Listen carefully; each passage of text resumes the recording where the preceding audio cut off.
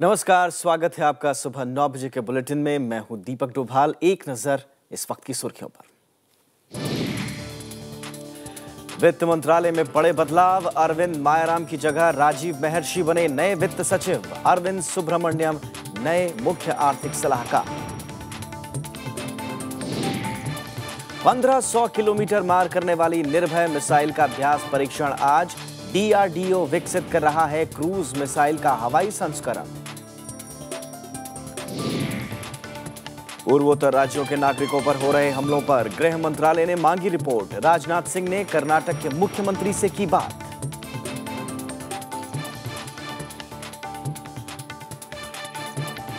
Ebola बीमारी से निपटने के लिए डब्ल्यूएचओ ने बनाई रैपिड रिस्पांस टीम। भारत सरकार स्वास्थ्य कर्मियों को देगी प्रशिक्षण। और भारत और वेस्टइंडीज के बीच चौथा वनडे आज धर्मशाला में। दोनों टीमें एक एक मैच जीतकर बराबरी पर। और अब समाचार विस्तार से देख लेते हैं। अंतर्राष्ट्रीय मुद्रा कोष के पूर्व अर्थशास्त्री अरविंद सुब्रमण्यम को मुख्य आर्थिक सलाहकार बनाया गया है। रघुराम राजन के आरबीआई गवर्नर बनने के बाद से 1 साल से यह पद खाली था। आईएमएम अहमदाबाद के छात्र रह चुके सुब्रमण्यम ऐसे समय वित्त मंत्रालय में आए हैं जब अगले साल पेश होने वाले बजट की तैयारियां शुरू हो चुकी हैं। ये बीजेपी सरकार का पहला पूर्ण बजट होगा। सुब्रमण्यम G20 पर वित्त मंत्री के विशेषज्ञ समूह के सदस्य भी रह चुके हैं।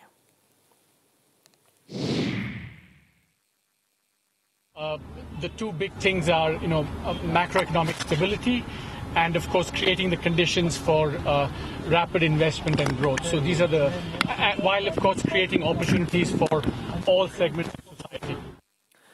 उधर अगले आम बजट की तैयारियां शुरू होने के साथ ही वित्त मंत्रालय में एक और अहम फेरबदल हुआ है। अरविंद मायाराम को हटाकर राजीव महर्षि को नया वित्त सचिव बनाया गया है। महर्षि फिलहाल राजस्थान के मुख्य सचिव हैं। मायाराम को पर्यटन मंत्रालय का सचिव बनाया गया है। दोनों ही राजस्थान कैडर के अधिकारी हैं। वित्त मंत्रालय में इस समय 4 सचिव हैं। ये आर्थिक मामलों, व्यय, राजस्व और वित्तीय सेवा विभाग के प्रभारी हैं। चारों में सबसे वरिष्ठ वित्त सचिव होते हैं। रिजर्व बैंक के गवर्नर रघुराम राजन ने कहा है कि 7% से ज्यादा की विकास दर के लिए बड़े आर्थिक सुधारों की जरूरत है। हैदराबाद में कल एक कार्यक्रम में उन्होंने कहा कि चालू वित्त वर्ष में ये 6% की विकास दर हासिल की जा सकती है।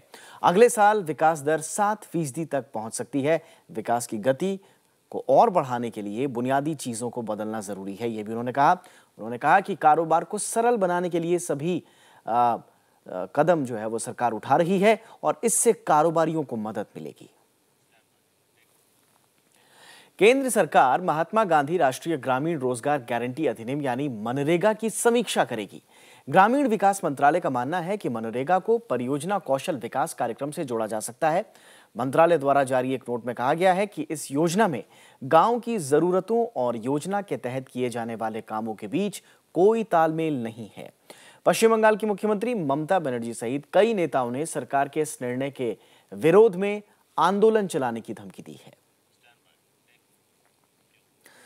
औद्योगिक विकास के लिए अनुकूल माहौल बनाने की दिशा में प्रधानमंत्री नरेंद्र मोदी ने कल उद्यमियों को एक और भरोसा दिलाया। सत्यमेव जयते की तर्ज पर श्रमेव जयते योजना की शुरुआत करते हुए पीएम ने कहा कि मेक इन इंडिया को सफल बनाने के लिए इंस्पेक्टर राज खत्म किया जाएगा। श्रम क्षेत्र में पारदर्शिता और औद्योगिक विकास के अच्छे माहौल के लिए प्रधानमंत्री नरेंद्र मोदी ने गुरुवार को कई योजनाएं शुरू की। प्रधानमंत्री ने विज्ञान भवन में एक कार्यक्रम में श्रमेव जयते योजना लॉन्च की। यह योजना पंडित दीनदयाल उपाध्याय के नाम से शुरू की गई है। इस मौके पर प्रधानमंत्री ने संकेत दिया कि सरकार जल्दी ही श्रम सुधारों की दिशा में आगे बढ़ने जा रही है। उन्होंने औद्योगिक विकास और कारोबारी माहौल बनाने के लिए इंस्पेक्टर राज खत्म करके बहुत सी सुविधाओं को ऑनलाइन करने की बात कही। प्रधानमंत्री ने श्रम सुधारों को श्रमिकों के नजरिए से देखने की बात कही। श्रमिक की आंखों से श्रमिक की समस्या देख करके उसके जीवन में सुविधाएं कैसे बढ़े, वो अपने हकों की रक्षा कैसे कर पाए। प्रधानमंत्री ने कहा कि श्रम को हम नीचे के पायदान पर रखते हैं और ये नजरिया बदलना होगा। उन्होंने कहा कि हमें मेक इन इंडिया अभियान की सफलता के लिए कारोबार सुगम करना होगा। नरेंद्र मोदी ने कहा कि उद्यमियों के लिए 16 केंद्रीय कानूनों के 16 फॉर्म थे जिन्हें एक एक करके ऑनलाइन भरने का प्रबंध किया गया है। कौशल विकास के लिए इस ठोस योजना में सरकार श्रम सुधारों पर आगे बढ़ेगी। उद्योगों से इंस्पेक्टर राज खत्म करेगी। 2017 तक 1 लाख अप्रेंटिस होंगे।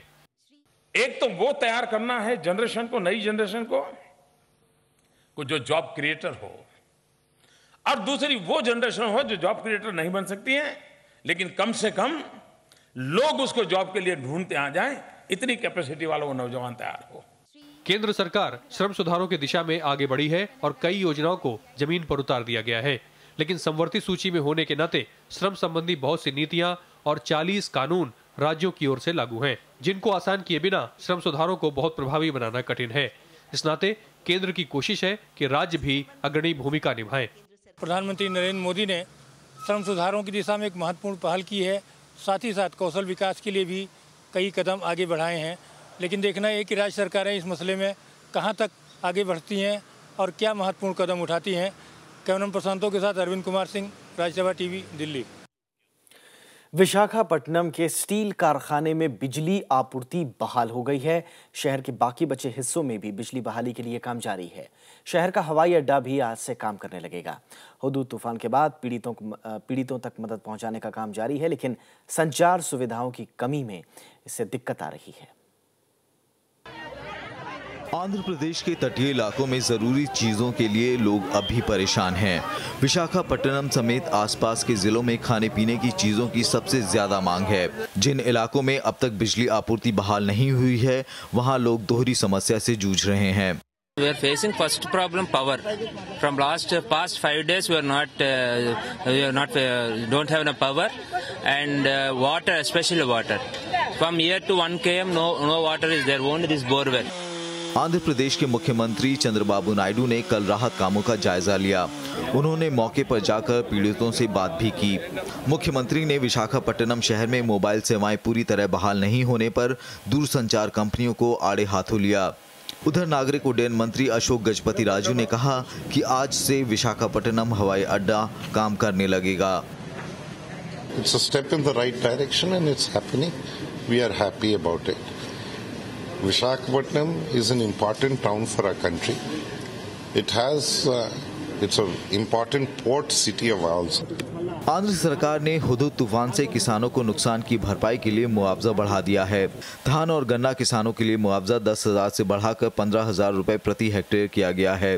वहीं केला किसानों को 24,000 की जगह 25,000 रुपए प्रति हेक्टेयर मिलेंगे। आम किसानों को प्रति हेक्टेयर अब 15,000 की जगह 20,000 रुपए मुआवजा मिलेगा। इसके अलावा मछुआरों की मोटर बोट के लिए 20,000 और जाल के लिए 5,000 रुपए दिए जाएंगे। इस बीच आंध्र के प्रतिनिधियों ने कल गृह मंत्री राजनाथ सिंह से मिलकर राहत राशि जल्द से जल्द देने की मांग की। Bureau report, Rajya Sabha TV. रक्षा अनुसंधान एवं विकास संगठन यानी DRDO आज 1500 किलोमीटर की दूरी तक मार करने वाली सबसोनिक क्रूज मिसाइल का अभ्यास परीक्षण करेगा। निर्भय मिसाइल हवा, जमीन और पोतों से दागी जा सकेगी। मिसाइल के हवाई संस्करण को लड़ाकू विमान Su-30 MKI से दागा जा सकेगा। DRDO प्रमुख अविनाश चंद्र ने कहा कि निर्भय का हवाई संस्करण बेहद खास होगा। इसमें बूस्टर नहीं होने के कारण इसका आकार भी छोटा होगा। निर्भय का आज दूसरा जमीनी अभ्यास परीक्षण है, जो ओडिशा के बालेश्वर में किया जाएगा।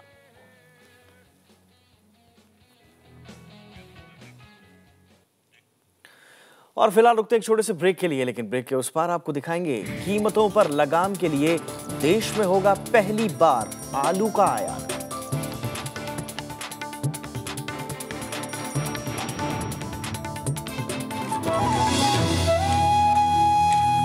ब्रेक के बाद आपका स्वागत है। देश की कुछ और खबरों पर एक नजर डाल लेते हैं। देश में पहली बार आलू आयात किया जाएगा। इसका मकसद आलू की उपलब्धता बढ़ाकर कीमतों पर लगाम लगाना है। कृषि मंत्री राधामोहन सिंह ने कहा कि सरकार आलू की कीमतें कम करने के लिए हर संभव कदम उठा रही है। कृषि सचिव आशीष बहुगुणा ने कहा कि सरकार ने आलू आयात करने का फैसला किया है और इसके लिए नेफेड इस महीने निविदा जारी करने वाला है। आयातित आलू नवंबर के आखिर तक बाजारों में पहुंचने की उम्मीद है। आपको बताएं कि हाल ही के महीनों में आलू की कीमत बढ़कर 40 रुपए किलो तक पहुंच गई थी। जून में आलू का न्यूनतम निर्यात मूल्य $450 प्रति टन कर दिया गया था। फिलहाल आलू पर 30% का आयात शुल्क लगता है। फसल वर्ष 2013-14 में 4 करोड़ 44 लाख टन आलू पैदा हुआ था। पिछले साल ये 2.3% कम है। प्रधानमंत्री नरेंद्र मोदी ने कहा है कि सरकार दवा की कीमतें बढ़ाने वाला कोई भी कदम नहीं उठाएगी। पिछले दिनों खबर आई थी कि राष्ट्रीय औषधि मूल्य निर्धारण प्राधिकरण ने 108 दवाओं के मूल्य पर से अपना नियंत्रण हटा लिया है। इनमें कैंसर, HIV, TB, मलेरिया और मधुमेह जैसे रोगों के इलाज में काम आने वाली दवाइयां शामिल हैं। सरकार के इस निर्णय के बाद कई दवाओं के दाम बढ़ गए थे। दवा मूल्य से नियंत्रण हटाने के निर्णय को सुप्रीम कोर्ट में भी चुनौती दी गई थी। जम्मू कश्मीर सरकार ने केंद्र से पाकिस्तान अधिकृत कश्मीर और चांब से विस्थापित परिवारों के लिए 9,096 करोड़ रुपए का पैकेज मांगा है। मुख्यमंत्री उमर अब्दुल्ला की अगुवाई में कल हुई कैबिनेट की बैठक में इस प्रस्ताव को मंजूरी मिली। इनमें से 36,384 परिवारों में से हर एक को 25 लाख रुपए का एक मुश्त भुगतान करना है। बेंगलुरु में पूर्वोत्तर के छात्र पर हुए हमले के मामले में केंद्रीय गृह मंत्री राजनाथ सिंह ने कर्नाटक के मुख्यमंत्री से बात की है। उन्होंने कहा है कि भाषा या नस्ल के आधार पर किसी से भेदभाव नहीं होना चाहिए। उधर गुड़गांव में भी नागालैंड के छात्रों के ऊपर हमले में केंद्र सरकार ने हरियाणा सरकार से रिपोर्ट मांगी है। मंगलवार की रात मणिपुर के एक छात्र की बेंगलुरु में पिटाई कर दी गई। पुलिस के मुताबिक कन्नड़ नहीं बोलने की वजह से उसे पीटा गया। बुधवार की रात गुड़गांव में भी 3 नगा छात्रों पर स्थानीय लोगों ने हमला कर दिया।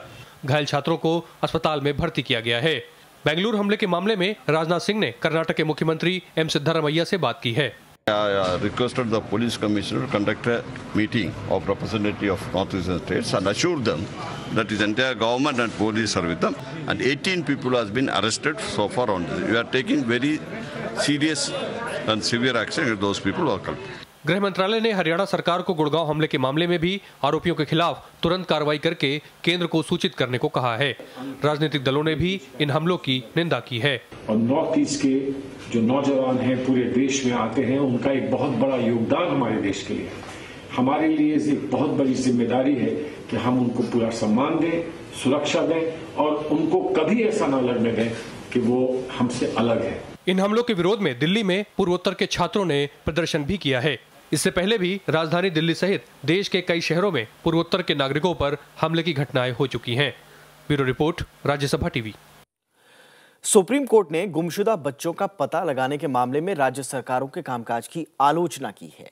राज्यों की ओर से भेजी गई रिपोर्ट पर भी सुप्रीम कोर्ट ने नाराजगी जाहिर की है। साथ ही कोर्ट ने छत्तीसगढ़ और बिहार के डीजीपी और मुख्य सचिवों को 30 अक्टूबर को तलब किया है। देश के अलग अलग हिस्सों में आए दिन बच्चे लापता हो जाते हैं। नेशनल क्राइम रिकॉर्ड ब्यूरो के आंकड़ों के मुताबिक 2008 से 2010 के बीच 1,70,000 से ज्यादा बच्चे गुमशुदा हुए। इस मामले में जनहित याचिका पर गुरुवार को सुनवाई के दौरान सुप्रीम कोर्ट ने गंभीर रुख अपनाया है। कोर्ट ने बिहार और छत्तीसगढ़ के मुख्य सचिव और डीजीपी को 30 अक्टूबर को समन किया है। हर हफ्ते हम 2-2 स्टेट्स को टेकअप करेंगे और उनका रिपोर्ट देखेंगे कि वो क्या एक्शन ले रहे हैं। और चीफ जस्टिस साहब ने आज बड़ा क्लियरली कन्वे किया कि जो स्टेट जिसमें बच्चे रिपीटेडली मिसिंग होंगे और वो स्टेट कोई एक्शन नहीं लेंगी तो हम उनके ऑफिसर्स को कंटेम्प्ट ऑफ कोर्ट में भी सजा देंगे। सुप्रीम कोर्ट ने कहा है कि राज्य सरकारें ये कोशिश करें कि भविष्य में ऐसी घटनाएं ना हों। कोर्ट ने कहा है कि वो बच्चों के गायब होने पर अब राज्य के डीजीपी और मुख्य सचिव से जवाब तलब करेगी। रविंद्र सिंह चौरान, राज्यसभा टीवी। नेपाल में अब तक के सबसे भीषण बर्फीले तूफान में 3 भारतीयों समेत 30 लोगों की मौत हुई है। कल बचाव का काम बहाल होने के बाद मनांग जिले से 2 भारतीय पर्वतारोहियों के शव बरामद किए गए। बुधवार को भी एक भारतीय का शव मिला था। इस बीच पहाड़ी क्षेत्र में भारी बर्फबारी में फंसे 130 पर्वतारोहियों को बचा लिया गया है। बर्फबारी की यह घटना बुधवार को मनांग और मुस्तांग जिले की सीमा के बीच थोरांग दर्रा क्षेत्र में हुई थी। ये क्षेत्र 5,416 मीटर की ऊंचाई पर है। बेमौसम हुई इस बर्फबारी के लिए हुदहुद तूफान को जिम्मेदार माना जा रहा है। अरुणाचल प्रदेश में सड़क बनाने की योजना पर चीन की आपत्ति के बाद केंद्रीय गृह मंत्री राजनाथ सिंह ने कहा है कि दोनों देशों के बीच सीमा संबंधी कोई भी मसला बातचीत के जरिए हल किया जाना चाहिए। इस बीच सरकार ने अरुणाचल में चीन सीमा पर चौकसी के लिए आईटीबीपी की 54 और सीमा चौकियां बनाने का फैसला किया है। गृह मंत्री राजनाथ सिंह ने मानेसर में एनएसजी के 30वें स्थापना दिवस समारोह में कहा कि भारत सीमा विवाद को बातचीत से सुलझाने का पक्षधर है। भारत दुनिया का कोई भी देश वार्निंग इस समय नहीं दे सकता। भारत दुनिया का एक ताकतवर देश बन चुका है और जहां तक इंडो चाइना बॉर्डर डिस्प्यूट का सवाल है, मैं समझता हूं कि चाइना को भारत के साथ बैठना चाहिए और इस डिस्प्यूट को रिजॉल्व करना चाहिए। दरअसल चीन की रक्षा तैयारियों के मद्देनजर भारत ने भी अरुणाचल प्रदेश में सड़क निर्माण और सैनिक अड्डे बनाने से जुड़े पर्यावरण नियमों में ढील दी है। भारत ने मैकमोहन रेखा के समानांतर अरुणाचल प्रदेश के तवांग के मागो थिंगबू से चेंगलांग जिले के विजयनगर तक सड़क बनाने की योजना बनाई है। भारत की इसी योजना पर चीन को आपत्ति है। चीनी चेतावनी पर बीजेपी ने कहा है कि भारत अरुणाचल प्रदेश में क्या करे, इसके लिए किसी की अनुमति की दरकार नहीं है। कांग्रेस ने भी इस मामले में राष्ट्रीय हितों का समर्थन किया है। अपने हिंदुस्तान के अंदर क्या करें, कितना सुरक्षा को डेवलप करें, इंफ्रास्ट्रक्चर को कहां तक ले जाएं, ये हमारा आंतरिक विषय है। हम इसमें किसी से डिक्टेशन नहीं लेते हैं। चाइना इसमें हिंदुस्तान को डिक्टेट नहीं कर सकता। कोई हक नहीं है कि इस मामले पर किसी तरीके का सवाल या निशान लगाए। अरुणाचल प्रदेश हिंदुस्तान का हिस्सा है और वहाँ पे जो भी इंफ्रास्ट्रक्चर है, सड़कें हैं, वो सरकार का हक है कि वहाँ बनाए। चाइना को कोई हक नहीं पहुँचता कि इस तरीके का क्रिटिसाइज करे।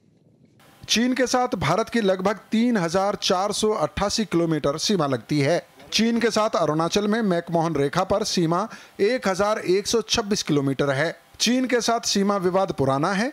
कई बार चीन के सैनिक भारत में घुस आते हैं और कई बार इसी तरह की शिकायत चीन की तरफ से भी होती है।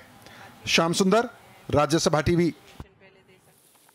पाकिस्तान के पूर्व राष्ट्रपति जनरल परवेज मुशर्रफ के कश्मीर पर दिए भड़काऊ बयान के बाद राजनीति गर्मा गई है। सभी राजनीतिक दलों ने एक स्वर में इसकी आलोचना की है। मुशर्रफ ने एक पाकिस्तानी न्यूज चैनल को दिए इंटरव्यू में कहा था कि कश्मीर में लड़ाई जारी रखने के लिए पाकिस्तान के पास दो स्रोत हैं, एक फौज और दूसरा आतंकियों को मदद। भारत और पाकिस्तान की सीमा पर जारी तनाव के बीच पाकिस्तान के पूर्व सैन्य शासक परवेज मुशर्रफ ने भारत को धमकी दी है। उन्होंने कहा कि कश्मीर में भारत से लड़ने के लिए फौज ही नहीं, हमारे पास दूसरे सोर्स भी हैं। मुशर्रफ ने अपने इंटरव्यू में मोदी पर भी निशाना साधा। हमारा एटीट्यूड टुवर्ड्स इंडिया जो है। मुशर्रफ के इस बयान पर बीजेपी, कांग्रेस सहित सभी दलों ने कड़ी प्रतिक्रिया दी है। हिंदुस्तान में कोई भी व्यक्ति मुशर्रफ को ना कभी सीरियसली लेते थे, ना कोई सीरियसली अब ले रहा है। वो अपनी सिग्निफिकेंस, अपने महत्व को बढ़ाने के लिए इस प्रकार की उल जुलूल की बातें मीडिया में कर रहे हैं। इस तरीके का बयान न सिर्फ ये कि निंदनीय है, बल्कि दुर्भाग्यपूर्ण है। और अगर वो कश्मीर के लिए लड़ाई लड़ना चाहते हैं तो शायद वो अपना इतिहास भूल गए हैं। जम्मू कश्मीर के मुख्यमंत्री उमर अब्दुल्ला ने मुशर्रफ के बयान की आलोचना की है। राजनीतिक दलों का मानना है कि मुशर्रफ की अपने ही देश में अब पूछ नहीं रही, इसलिए उनके बयान को ज्यादा गंभीरता से लेने की जरूरत नहीं है। सुरक्षा मामलों के जानकार मुशर्रफ के बयान को उनके मीडिया में बने रहने की कवायद के तौर पर देख रहे हैं। उनका मानना है कि पाकिस्तान के संयुक्त राष्ट्र में मुंह की खाने के बाद मुशर्रफ उसी एजेंडे को आगे बढ़ा रहे हैं। Bureau report, Rajya Sabha TV. एक छोटा सा ब्रेक यहां पर लेते हैं। ब्रेक के उस पार दिखाएंगे आपको और याद करेंगे हिंदी और मराठी फिल्मों की महान अभिनेत्री स्मिता पाटिल को उनकी जयंती।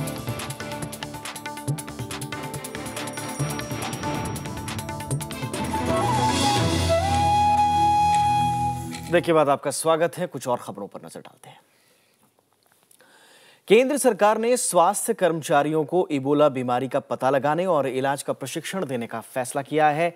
राज्य के स्वास्थ्य कर्मचारियों को 19 से 21 अक्टूबर तक दिल्ली में प्रशिक्षित किया जाएगा। ये कर्मचारी अपने राज्यों में लौटकर दूसरे स्टाफ को प्रशिक्षित करेंगे। कैबिनेट सचिव अजीत सेठ ने कल बीमारी से बचाव की तैयारियों, निगरानियों और इससे निपटने के लिए किए गए उपायों की समीक्षा की। वीडियो कॉन्फ्रेंसिंग के जरिए हुई बैठक में तय हुआ कि अंतर्राष्ट्रीय हवाई अड्डों और बंदरगाहों पर निगरानी बढ़ाने का फैसला किया गया है। राज्यों के मुख्य सचिवों को कहा गया है कि वो समय समय पर राज्य संकट प्रबंधन समूह की बैठक बुलाकर स्थिति की समीक्षा करें। विश्व स्वास्थ्य संगठन ने चिकित्सकों का एक दल इबोला पीड़ित देशों में भेजने का ऐलान किया है। WHO की ओर से जारी सूची में 15 देशों में इस बीमारी का सबसे ज्यादा असर बताया गया है। इबोला संकट से जूझ रहे अफ्रीकी देशों के लिए अच्छी खबर है। विश्व स्वास्थ्य संगठन ने मुस्तैदी दिखाते हुए रैपिड रिस्पांस टीम का गठन किया है। ये टीम इबोला पीड़ित देशों में जाकर काम करेगी। It's a group of people who can be immediately deployed. They're able to conduct an investigation. They're able to do safe collection of samples. They're going to confirm, they're able to confirm that, yes, after the results of the laboratory is available. Ebola से अब तक 4,500 लोगों की मौत हो चुकी है।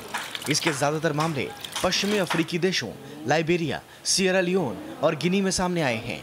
संयुक्त राष्ट्र संघ ने पीड़ित देशों से व्यापार और परिवहन पर अघोषित रोक लगाने पर चिंता जताई है। More doctors, nurses, equipment, treatment centers and medevac capacities. I appeal to the international community to provide the $1 billion launch that will enable us to get ahead of the curve and meet our target of reducing the rate of transmission by December 1st. विश्व स्वास्थ्य संगठन की ओर से जारी report में कहा गया है कि स्वास्थ्य सेवाओं की बेहतर स्थिति वाले देशों में इबोला फैलने का खतरा कम है। रिपोर्ट में उत्तरी अमेरिका, कनाडा और ब्रिटेन का हवाला दिया गया है। Bureau report, Rajya Sabha TV. संयुक्त राष्ट्र महासभा ने अंगोला, मलेशिया, न्यूजीलैंड, स्पेन और वेनेजुएला को सुरक्षा परिषद के नए अस्थायी सदस्यों के तौर पर निर्वाचित किया है। ये देश अगले साल जनवरी से शुरू होने वाले 2 साल के कार्यकाल के लिए सदस्य रहेंगे। नए सदस्य अर्जेंटीना, ऑस्ट्रेलिया, कोरिया, लग्जमबर्ग और रवांडा की जगह लेंगे। इनका 15 सदस्यीय परिषद में कार्यकाल इस साल खत्म हो रहा है। ईरान ने परमाणु वार्ता के लिए 24 नवंबर की समय सीमा बढ़ाने का विरोध किया है। वियना में अमेरिकी विदेश मंत्री जॉन कैरी के साथ 6 घंटे की बैठक के बाद ईरान के विदेश मंत्री मोहम्मद जावेद जरीफ ने यह बात कही। उन्होंने कहा कि बातचीत में शामिल वार्ताकार इस समय सीमा को आगे बढ़ाने के पक्ष में नहीं है।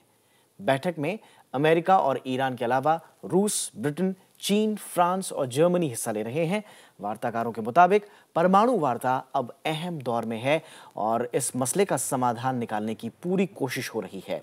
ईरान बार बार परमाणु हथियार बनाने के आरोप से इनकार करता रहा है और ईरान का दावा है कि उसका परमाणु कार्यक्रम ऊर्जा जरूरतों के लिए है।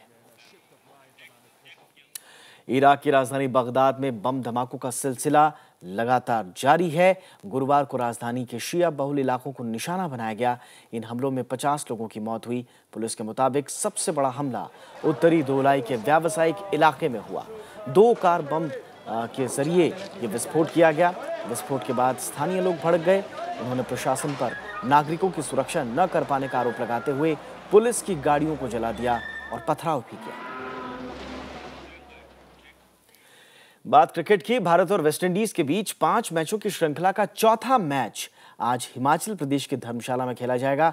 वेस्टइंडीज के खिलाफ बराबरी करने वाली भारतीय टीम मुकाबले में बढ़त हासिल करने की कोशिश करेगी। भारत के लिए अच्छी खबर यह है कि उसके टॉप बल्लेबाज यानी विराट कोहली फॉर्म में लौट चुके हैं। कोहली ने दिल्ली के कोटला में 62 रनों की पारी खेल भारत को जीत में अहम योगदान दिया था। दोनों टीमों को विशाखापट्टनम में तीसरा मुकाबला खेलना था, लेकिन वो मैच चक्रवाती तूफान हुदहुद के कारण रद्द कर दिया गया। सीरीज फिलहाल 1-1 से बराबरी पर है। इसके बाद सीरीज का आखिरी मैच 20 अक्टूबर को ईडन गार्डन्स में खेला जाएगा। हिंदी फिल्म जगत में कम ही कलाकार हैं जिन्होंने वो ऊंचाई हासिल की जो कभी स्मिता पाटिल ने हासिल की। एक साधारण सी दिखने वाली कलाकार ने कई असाधारण भूमिकाओं में जान डाल दी। उन्होंने जहां 8 फिल्मों में नाम कमाया, वहीं कमर्शियल फिल्मों में भी दर्शकों की वाहवाही बटोरी। आइए याद करते हैं स्मिता पाटिल को उनकी जयंती पर।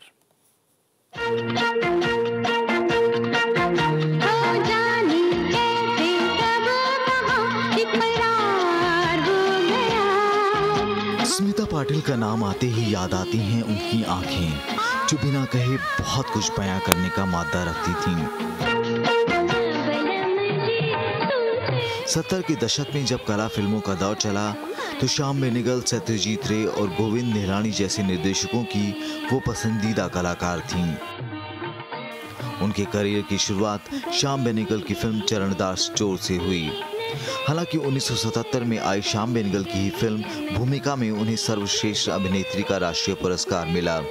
इस फिल्म में उन्होंने मराठी रंगमंच और फिल्मों की मशहूर अभिनेत्री हंसा वाडकर का रोल अदा किया। तुमने जबरदस्ती दिलवाई थी, तेरा कभी भला नहीं होगा। उनकी खासियत थी हर रोल में ऐसे रम जाना कि वो रोल उन्हीं के लिए बना हो, जैसे चक्र में मुंबई की झोपड़पट्टी में रहने वाली महिला या अर्थ की डिप्रेशन से जूझ रही हीरोइन की भूमिका। उन्होंने अपनी फिल्म के जरिए स्त्री के सशक्त रूप को पर्दे पे उतारा और इसका उदाहरण था उनकी फिल्म मिर्च मसाला, जिसमें उनकी आंखों का रंग मिर्च के रंग से भी ज्यादा घातक था। बाजार जैसी फिल्म में उन्होंने एक ऐसा किरदार निभाया जो अनजाने में ही औरत के शोषण का जरिया बन जाता है। शादी के बारे में रावी इंतजार लिखता है। जिस दिन वो मुझसे शादी करेंगे दावत तो जरूर होगी। ऐसा नहीं था कि स्मिता ने अपने आप को सिर्फ कला फिल्मों तक ही सीमित रखा। नमक हलाल और शक्ति जैसी मसाला फिल्मों में उन्होंने अमिताभ बच्चन जैसे सुपरस्टार के साथ काम किया।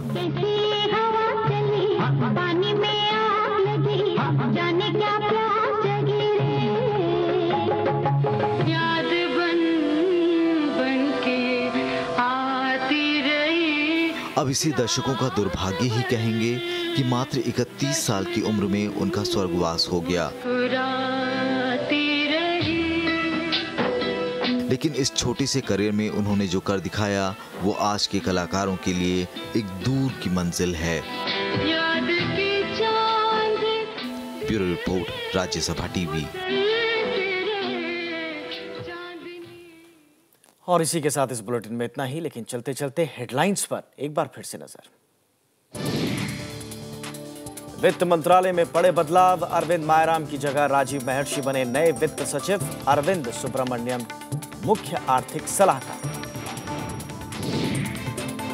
1500 किलोमीटर मार करने वाली निर्भय मिसाइल का अभ्यास परीक्षण आज, डीआरडीओ विकसित कर रहा है क्रूज मिसाइल का हवाई संस्करण। पूर्वोत्तर राज्यों के नागरिकों पर हो रहे हमलों पर गृह मंत्रालय ने मांगी रिपोर्ट, राजनाथ सिंह ने कर्नाटक के मुख्यमंत्री से की बात। इबोला बीमारी से निपटने के लिए WHO ने बनाई रैपिड रिस्पांस टीम, भारत सरकार स्वास्थ्य कर्मियों को देगी प्रशिक्षण। और भारत और वेस्टइंडीज के बीच चौथा वनडे आज धर्मशाला में, दोनों टीमें एक एक मैच जीतकर बराबरी पर।